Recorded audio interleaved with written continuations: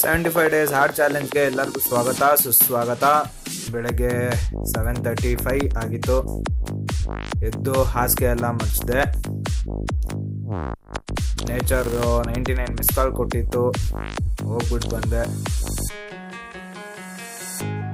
Brush ಮಾಡಿದೆ, ಕ್ಲೀನಾಗಿ ಮುಖ ತೊಳ್ಕೊಂಡೆ.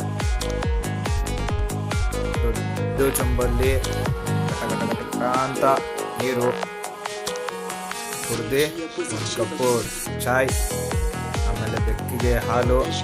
ನಾನು ಸ್ನಾನ ಮಾಡಿದೆ. ಆಮೇಲೆ ಸ್ನಾನ ಮಾಡಿ ಶಾವಿಗೆ ಉಪ್ಪಿಟ್ಟು, 2 ಸ್ಪೂನ್ ತುಪ್ಪ, ಕರ್ಜಿಕಾಯಿ, ಚಕ್ಲಿ ತಿಂದು, ಒಂದು ಶಾವಿಗೆ ಉಪ್ಪಿಟ್ಟು ತಿಂದು, ಇನ್ನೊಂಚೂರು ಹಾಲು ಹಾಕಿ ಬೆಕ್ಕಿಗೆ ರೆಡಿಯಾಗಿ ಸೀದಾ ನಮ್ಮ ಜಮೀನ್ ಕಡೆ ಹೊರಟೆ. ನಾನು ಫುಲ್ ಮಳೆ ಆಗಿತ್ತು ನೋಡಿ. ಮಳೆ ಆಗಿ ಈ ಥರ ಆಗಿಬಿಟ್ಟಿದೆ ನೈಟು.